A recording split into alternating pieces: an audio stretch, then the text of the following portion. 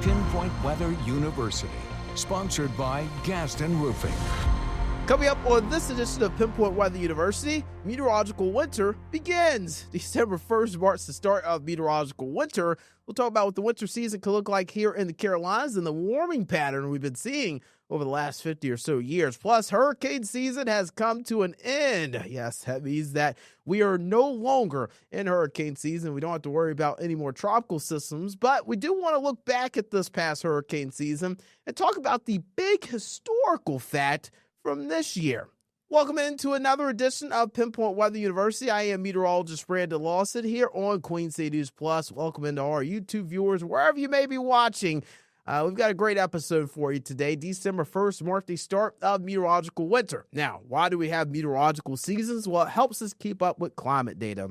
Astronomical seasons start at different times each year. Like, for instance, winter, it could start around December 20th or December 21st. The time changes for the astronomical seasons as well. So again, that's why we have these meteorological seasons to keep things in place. We put seasons in 3-month group pairings. So that includes December, January, and February for meteorological winter, March, April, May for meteorological spring, and then we also have June, July, August for meteorological summer, and the meteorological fall would be September, October, and November. So we put the seasons into 3-month group pairings in order to keep better climate stats, and we don't have kind of a difference each year. So let's talk about what the meteorological winter looks like in Charlotte.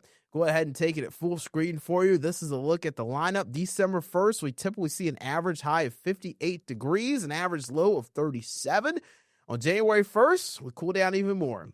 We tend to see our average high around 52 degrees, our average low around freezing.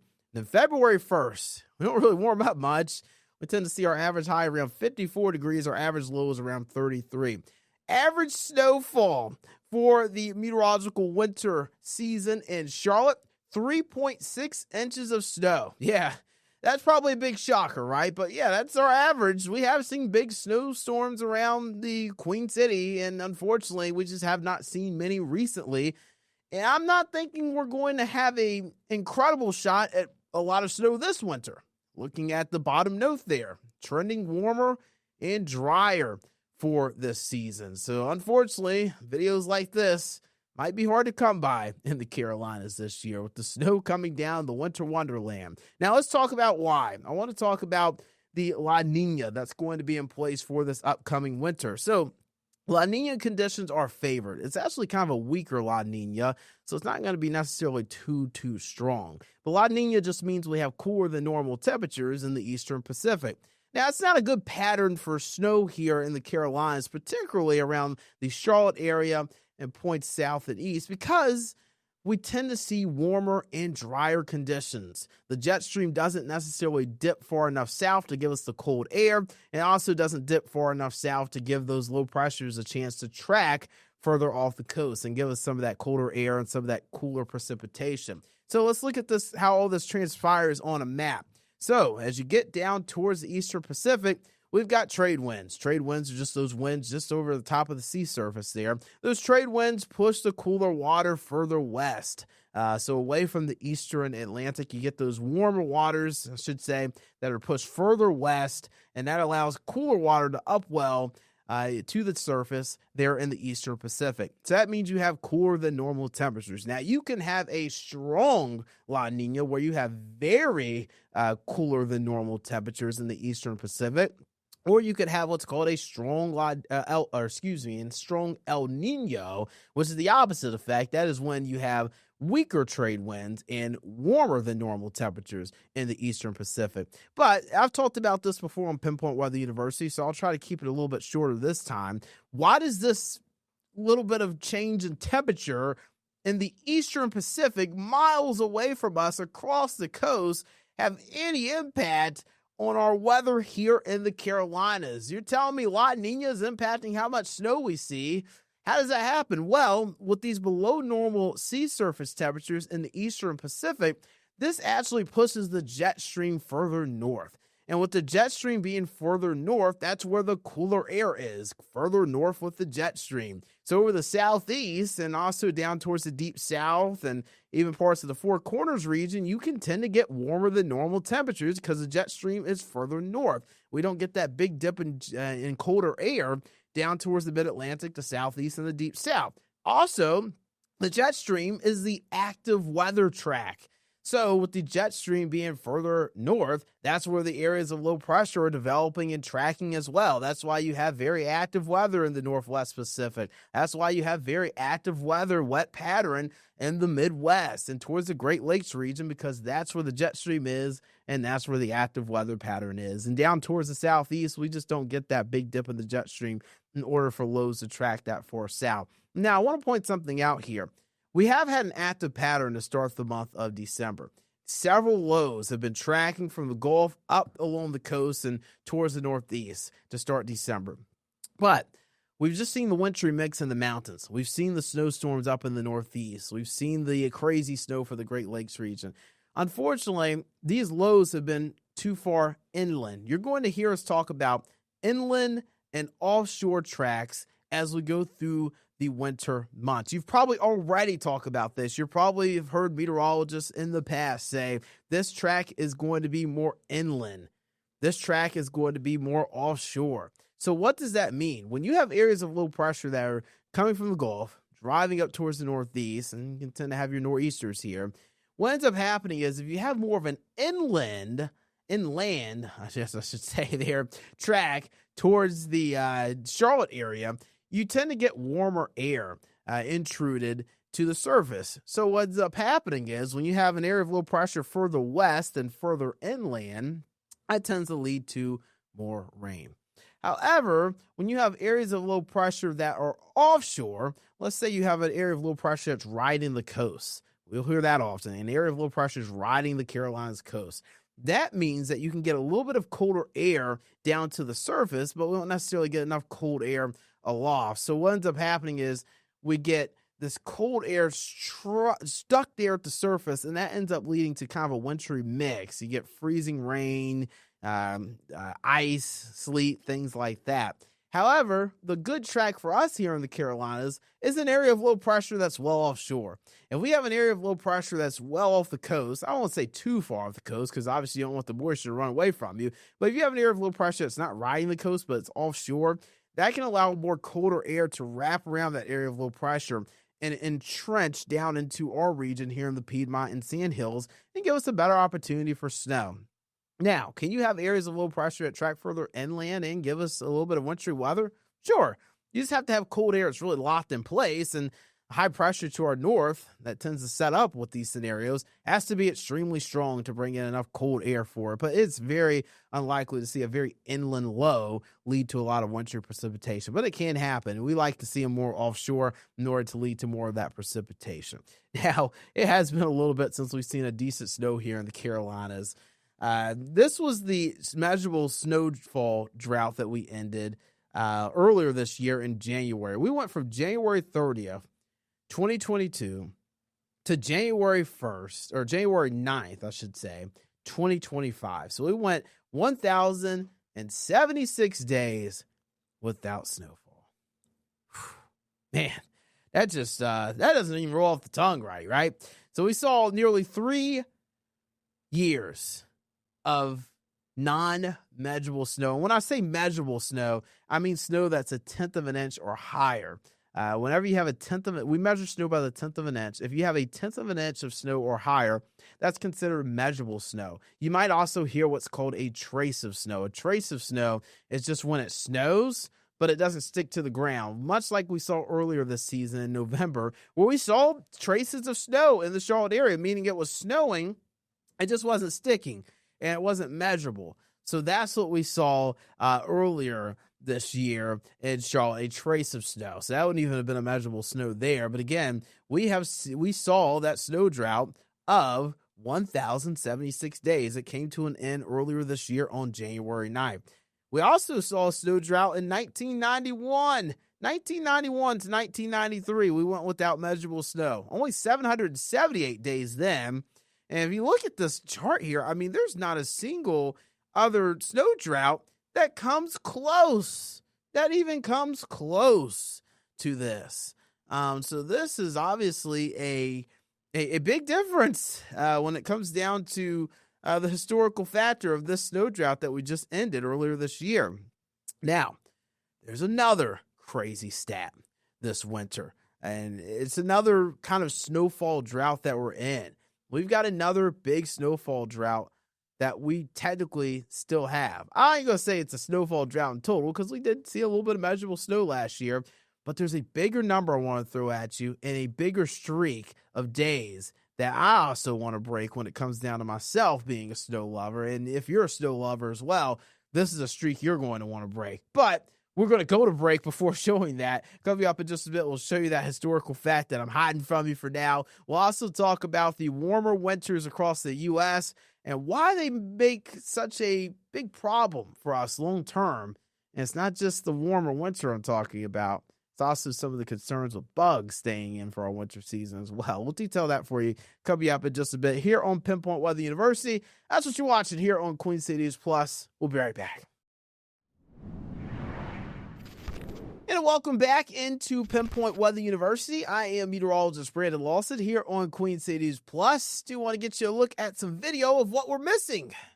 The winter wonderland. We really want to see the snow come back to Charlotte. We want to see a good snow. Now, some of you might not. Some of you might not want to see snow like this. I get it. You don't want to have to shovel your driveway when you're getting ready to go to work. You don't want to have to de-ice your car or defrost it with the scrapers. And you don't want to have to go out and deal with the slick roads and have to wait on road crews to plow your road in order for you to get out. Some of you don't want that. Me, I want that. Bring it. Bring me the snow. As a Charlotte native, Concord native, I can't disrespect my home city here in Concord in Cabarrus County.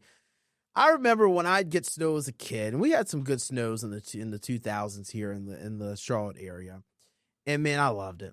Being out of school for like a week because the road crews hadn't gotten to one small secondary road and the buses couldn't run was awesome. It was awesome. You got a whole week off to enjoy that 2 to 3 inches of snow that you might have gotten in your backyard or your front yard. Now, there were times where we got blasted with snow, and I had those fun moments as well. But then I became an adult. I had a snowstorm come through and I was in my senior year. I can't remember if it was my senior year of college. I think it was my fall semester, senior year of college at UNC Charlotte, 2018, 2019 year. And we had a good snowstorm come through. And guess what? I was like, oh, we might get out of our final exams. And that didn't end up happening. I had to end up getting out in this and drive to school while my nephew and niece and others got the chance to be off with the public school system. So I know being an adult now, I'm not that kid that can really enjoy the snow, but still, I do enjoy seeing a little bit of the snow on the ground. So with all that being said, I've got a stat to throw at you. In Charlotte, this is as of December 2nd, 2025. It has been 1,410 days since we have seen 1 inch of snow or more in Charlotte. Let me say that again. It has been 1,410 days since we have seen 1 inch or more of snowfall in Charlotte. We had a 0.4 of an inch of snow earlier this year, so we came close to breaking that. But yes, we're going into another winter season of me saying on air very often that we're over 1,400 days of 1 inch of snow drought, I guess you could say, in Charlotte. So we want to see more of this in the Queen City. And with that being said, obviously these snow droughts are a big deal because it's not normal to see, especially in the Carolinas. We get snow here. We've had snow. I just talked about, my childhood and through the 2000s, 2010s, we see snow here. So numbers like this are kind of crazy. Just to put it in perspective, doing a little bit of math, if you take 1,410 and you subtract it by 365, because we tend to have 365 days a year, 366 with leap year. But if you divide it by 365, you get 3.8. So it's been 3.8 years since we have seen over an inch of snow in Charlotte. And that's not including up to an inch. Yeah, it's wild, right? So let's talk about some of the winter warming that we have seen in Charlotte. I've shown this chart before, but I just want to show it again. I think it's important. So this is from Climate Central. This shows that we have seen an average temperature warm up of about 4.5 degrees over the last 50 or so years. So putting that in perspective, from 1970 to 2025, our winters are on average about 4.5 degrees warmer than what they used to be. Now, 4 degrees doesn't seem like a big number, but it is a massive number in scope when you're looking at data like this, especially climate data. Because, and I use this example a lot, I really need to get another example, but if your body warms up a degree or two, it gets sick. Whenever the earth warms up a degree or two, it also gets sick. But when we're warming up 4 degrees, we're going to the emergency room almost, right? So 4.5 degrees is a major concern for our winter seasons, because that could be the difference between a lot of snow for the ski slopes and not. That could be the difference in some water issues out west along the western half of the U.S. because all that snow, right, it goes into the ground, and it really can fuel the vegetation as we get earlier into the spring season. So we do need water, and snow can provide that, and without it, it definitely causes issues. Looking at this next graphic, so this is looking at the entire U.S. here, and you're basically looking at a lot of red. And that red basically shows that we are seeing a warm-up across most of the U.S. for the winter seasons. Winter, when you look at climate change, is the fastest warming season for many U.S. cities. It is the fastest warming season, winter is. So when you look across the eastern half of the U.S., we're seeing about a 4 to 6 degree warm-up across the eastern U.S. Across the western half of the U.S., it's about a 1 to 3 degree warm up. But again, as I mentioned, 1 degree is too much. Imagine areas in the Midwest and the Northeast that are experiencing 6 degree warmer winters than they were since 1970. And what are the big things with this? So you're like, Brandon, why does it matter? It just means I don't have to clear out my driveway anymore. It just means I don't have to deal with ice on the roads anymore. And those are some pros to this, right? There is some pros to the warming when it comes down to not having to deal with snow and ice if you don't like that. But the cons outweigh the pros. The impacts of warmer winter. Pests stick around longer. That includes disease-carrying mosquitoes. We are going to have to shoo off mosquitoes during what should be our coldest time of the year. That's not good. This interrupts the plant cycle.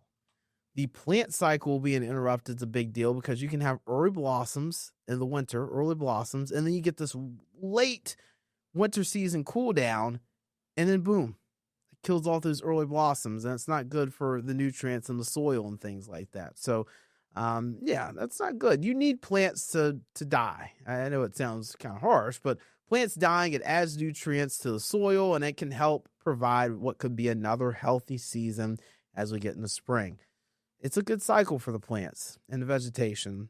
And unfortunately, we're going some years where plants, they're sticking around until December because we haven't cooled down yet or gotten that first freeze yet. And then there's less snow for irrigation, also skiing. If you're a skier, you're a snowboarder, there's less cold nights to make snow for ski slopes. You also have the concern of not enough natural snow anymore. I'm sure you probably enjoy the natural snow versus the man-made snow as well. I mean, think about when those ski slopes get natural snow. It's a big help for them. But when they're not getting natural snow and they're just pumping the snow makers throughout the entire season, I'm sure it's costly to them. It's also just something that you have to think about when you're heading to the ski slopes now.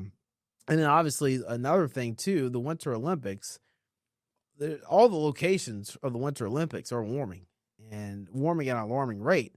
And there's data that shows that by 2100, not less than that, some of these areas won't be able to host the Winter Olympics anymore, or maybe they'll have to change the time of them. I don't know.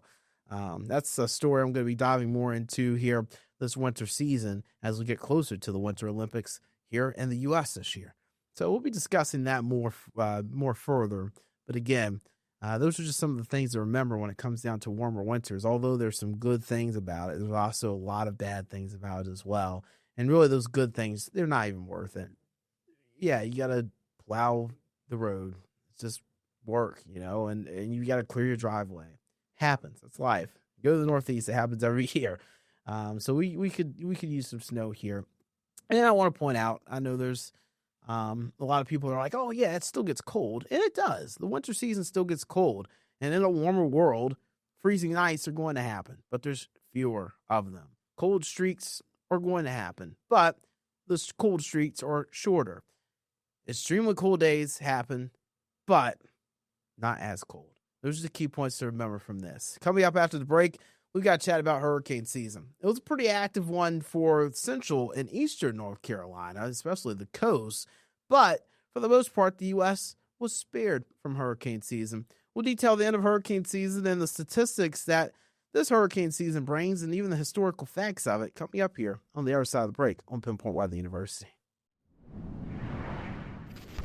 Welcome back into Pinpoint Weather University. I'm meteorologist Brandon Lawson here on Queen City News Plus. This is a look at video from Tropical Storm Chantal, which made landfall in South Carolina July 4th weekend and eventually worked its way into North Carolina and created a lot of havoc. A lot of catastrophic flooding happened in central and eastern North Carolina July 4th weekend and even afterwards into the following week.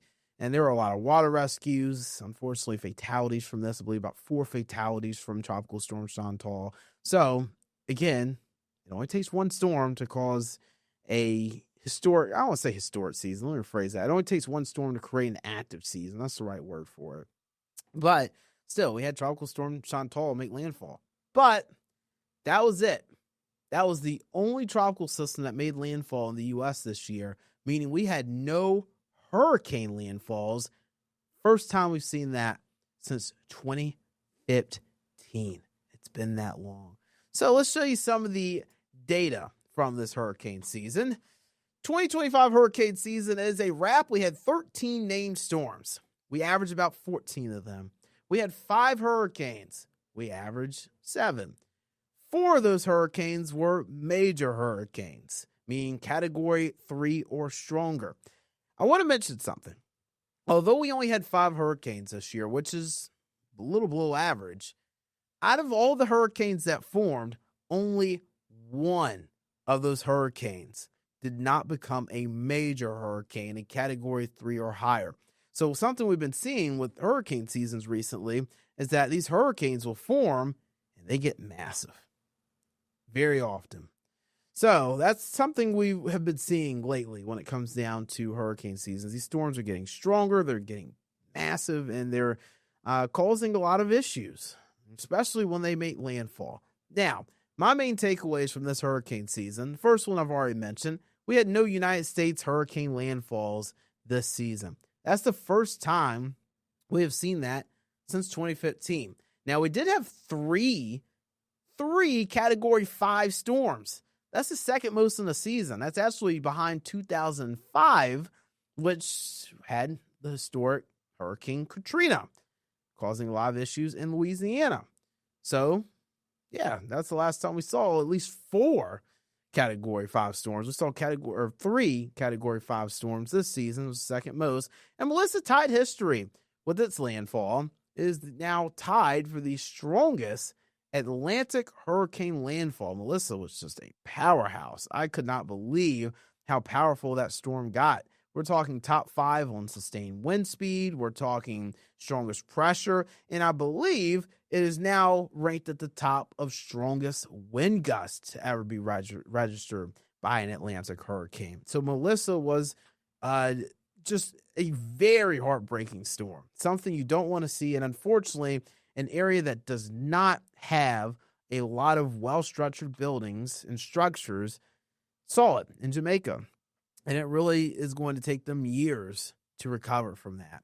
So let's talk about those storms. Again, we had 13 named storms this year. I want to show you kind of a map of what those look like. So again, this is a look at all of the named systems from Andrea, which started the hurricane season in late June, to Melissa, which was the last hurricane that we saw this season. And Melissa obviously was, I would say, the most devastating hurricane that we saw this season because it obviously caused the most issues for Jamaica. But we also had Tropical Storm Chantal, which created a lot of issues for central and eastern North Carolina. And you had to think about the concerns that we had with not only Melissa, but Tropical Storm or Hurricane Aaron, which was just offshore and also caused issues to the eastern North Carolina and South Carolina coast. So we had a weaker Bermuda high a lot this season. The weaker Bermuda high tends to allow that high pressure to be further east, and it allows these storms to recurve a little bit more out to sea.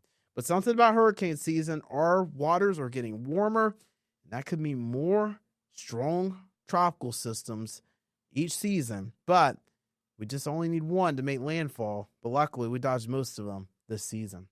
I'm meteorologist Brandon Lawson here on Pinpoint Weather University on Queen City News Plus. As always, my friends, take care of yourself and each other as we continue to navigate around this earth together. Y'all be easy now. We want to see the snow, right? Y'all take care.